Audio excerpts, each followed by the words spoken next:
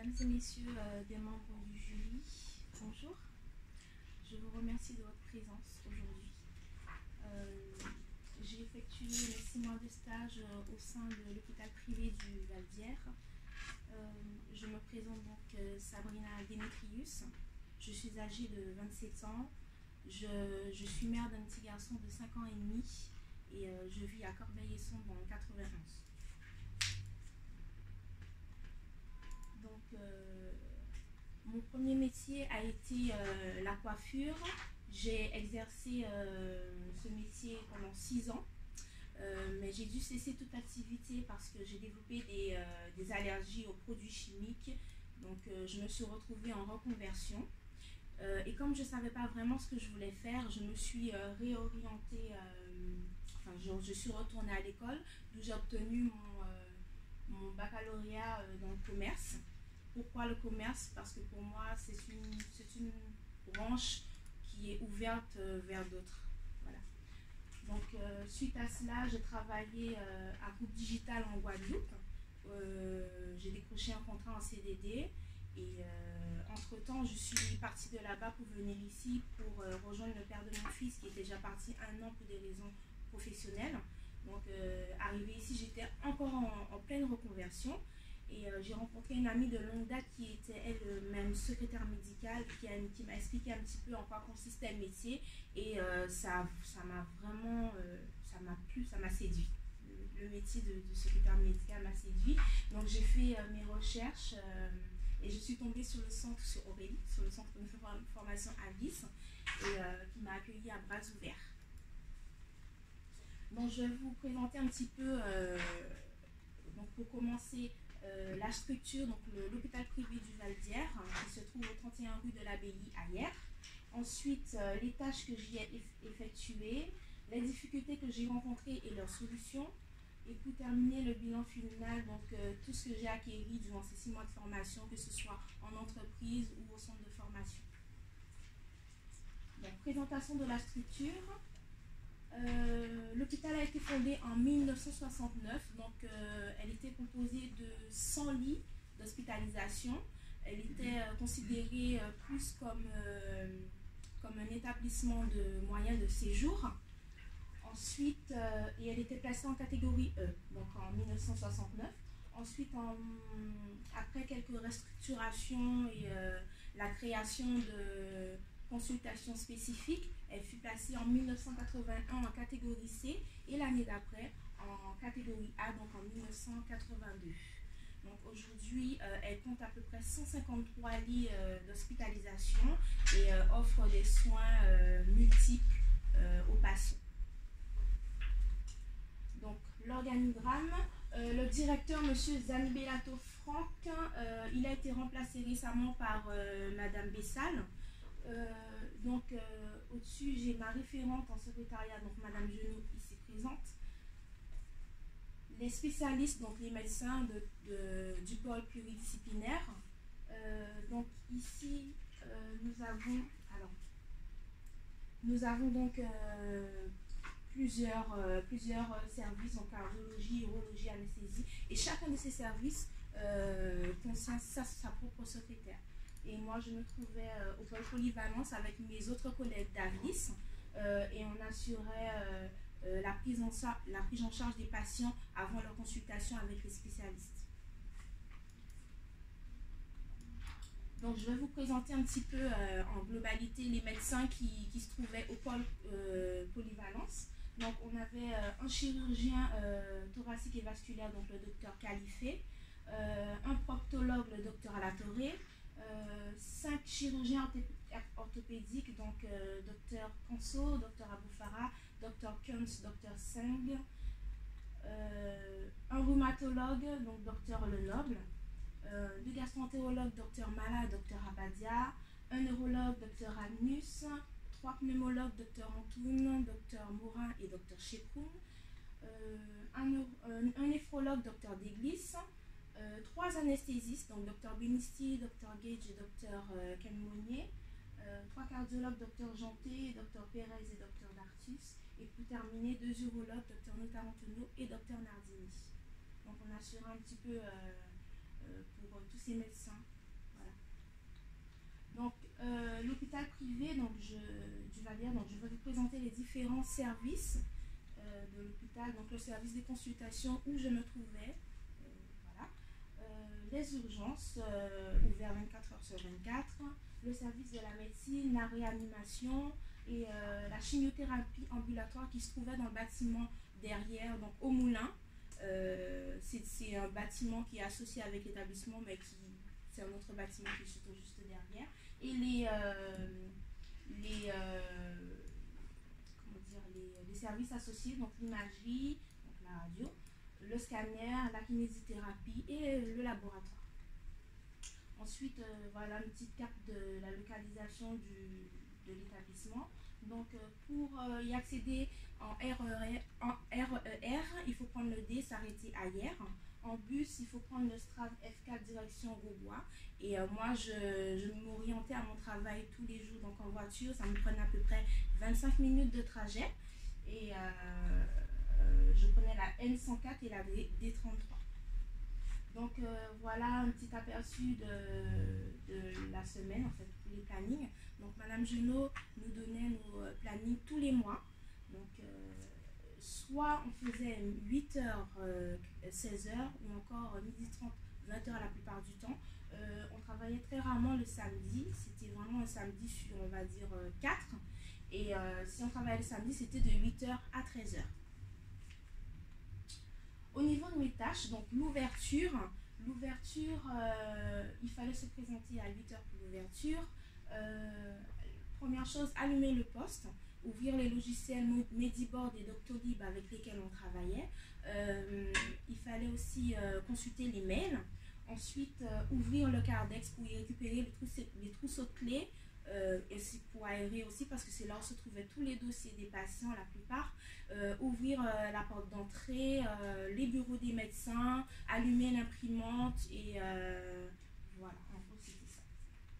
Ensuite, l'accueil physique, donc identification du patient. Lorsque le patient se présente pour venir en consultation, il faut tout d'abord lui demander sa pièce d'identité, vérifier si on est sur le bon patient. Ensuite, faire entrer les informations si c'est un nouveau patient sur Doctolib, lier pour que les informations qu'on a entrées aillent directement sur Mediboard et placer le patient en consultation. L'accueil physique aussi comprend tous les renseignements. Donc si un patient vient pour un renseignement, peu importe lequel, il faut qu'on soit là pour pouvoir renseigner le patient, d'où la consultation en polyvalence. Enfin, c'est là où j'étais. Ensuite, l'accueil téléphonique, donc je vous ai fait un petit graphique pour vous montrer à peu près combien d'appels qu'on reçoit durant la journée. Donc de 8h à 10h, ça monte un peu vers, on va dire, c'est une cinquantaine d'appels. Puis ça redescend vers midi, c'est très très calme. Ça remonte en milieu d'après-midi et vers début de soirée, ça redescend aussi. Il faut savoir qu'avant, on n'avait pas de plateforme téléphonique et l'établissement a mis en place une plateforme téléphonique qui nous soulage énormément au niveau des appels téléphoniques. Donc on peut mieux se concentrer sur l'accueil physique. Ensuite, les bons de transport, donc lorsque il y avait des patients qui se présentaient avec un ambulancier ou un taxi, et il fallait à leur demande, il fallait qu'on leur fasse une prescription médicale de transport pour assurer leur remboursement au niveau de leur couverture à 100% au niveau de la sécurité sociale. Il fallait être 2 fois plus attentif. Donc, si j'avais un patient qui était en chaise roulante, je n'hésitais pas à me lever pour vraiment être attentionné envers le patient. S'il fallait que je parle plus fort, vraiment, je m'adaptais vraiment à la situation du patient et ça, pour moi, c'est important. Ensuite, les rendez-vous d'anesthésie. Donc, une fois que le patient sort de sa consultation, il est souvent mis une fiche de programmation. Nous, on la récupère, on donne aux patients donc, le rendez-vous d'anesthésie à peu près 10 jours avant son intervention. Ensuite,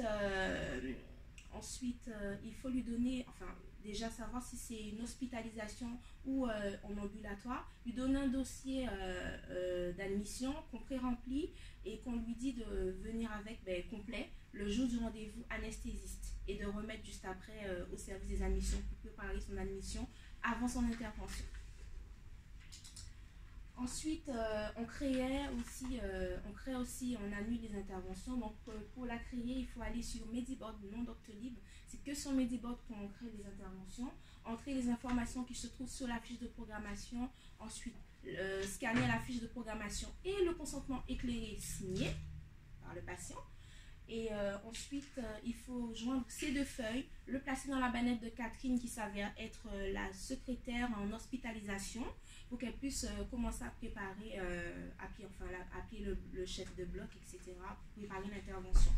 Pour l'annulation, si un patient nous appelle pour nous dire qu'il part à l'étranger ou qu'il ne pourra pas être présent le jour de son intervention, on avait une feuille vraiment faite pour ça. Il fallait remplir avec le patient et en faire 3 copies, donner une à la secrétaire du médecin, une au médecin et une à la secrétaire en hospitalisation pour pouvoir annuler l'intervention. C'était très important. Et ensuite, scanner justement la feuille d'annulation dans le dossier du patient, annuler le rendez-vous d'anesthésie et annuler aussi l'intervention, mais scanner la feuille dans l'intervention. Donc la fable de compte rendu, après chaque consultation, les patients, les docteurs viennent vers nous pour qu'on puisse vider leur dictaphone, en sortir les fichiers son. Il nous fallait retranscrire sous forme de courrier à l'aide d'écouteurs et de pédales, et bien sûr de notre ordinateur, sous forme de courrier, le document vérifié par le médecin, signé, et ensuite envoyé par le patient et le médecin traitant. Voilà, au plus tard le lendemain. C'était soit le jour même ou le lendemain. Donc l'affranchissement des courriers, on affranchissait les courriers vers 15h de l'après-midi. Donc c'était dans une petite salle vraiment à part où se trouvait l'appareil. Il fallait faire entrer un code spécial pour les secrétaires au service des consultations de polyvalence ou pluridisciplinaires. Donc soit on sélectionnait FR puis Ecopli, peser les courriers, les affranchir et les ranger dans une box qui se trouvait là pour ça. Et le facteur passait après pour pouvoir poster les courriers. Ensuite, la numérisation, on en faisait tous les jours. Hein. C'était quelque chose vraiment au quotidien. Donc, il fallait, chaque fois qu'on avait un document de patient, il fallait entrer dans le dossier du patient, entrer dans la rubrique si c'est pour un anapathe ou encore un courrier de correspondant. Il fallait vraiment scanner les documents dans la rubrique spécifique et dans le dossier du patient. Ça, on en faisait tous les jours.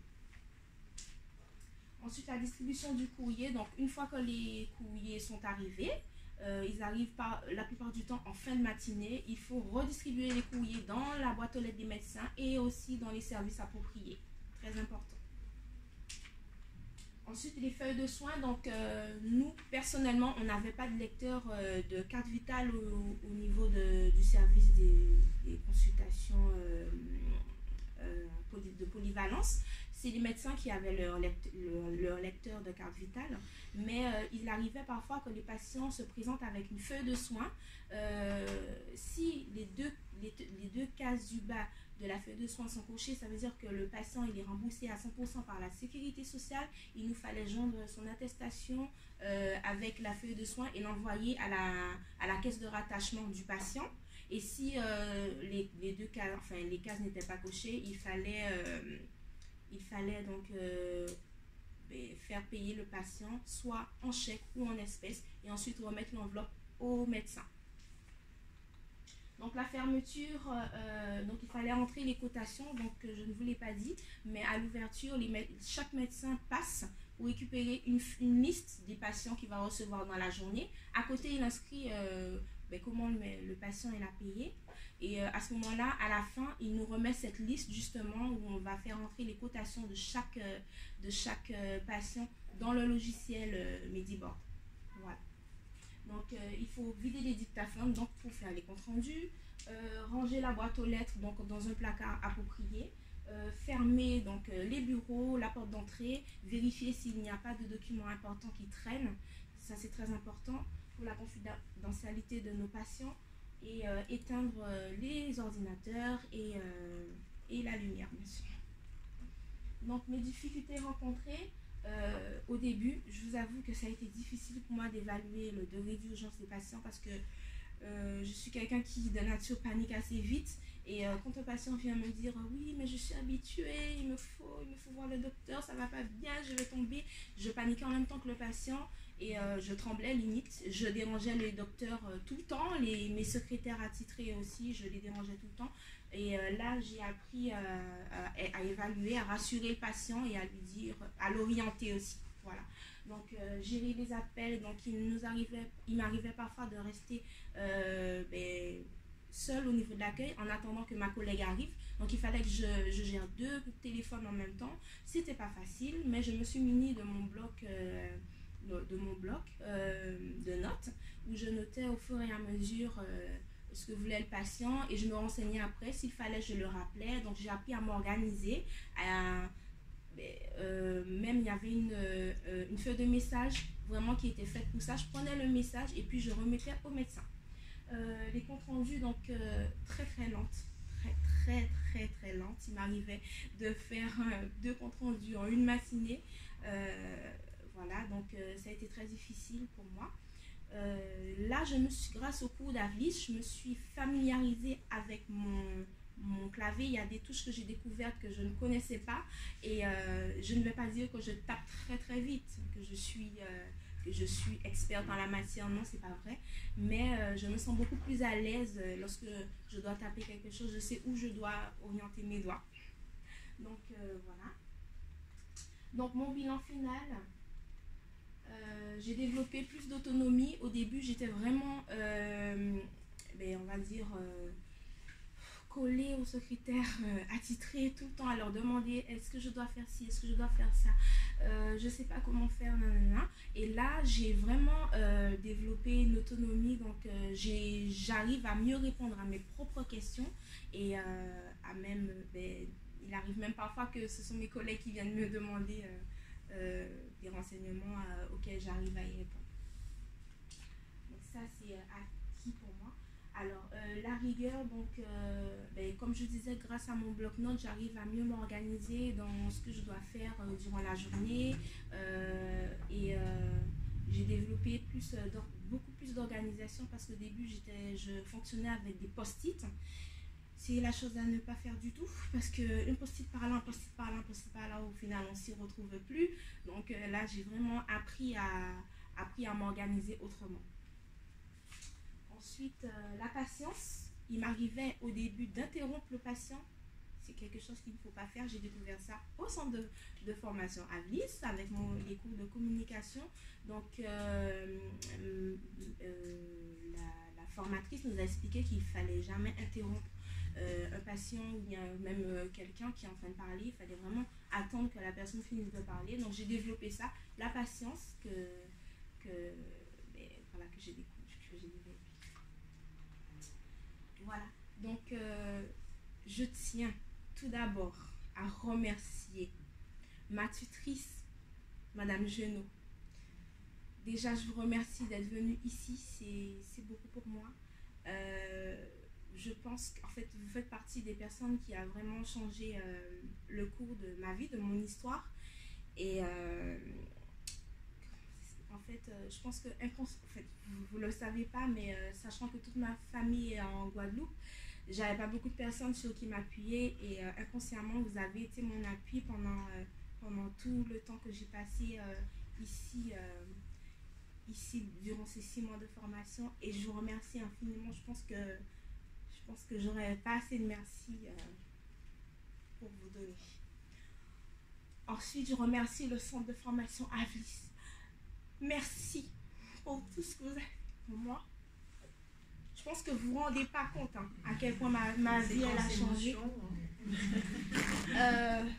Merci beaucoup. Je pense que vous ne vous rendez pas compte.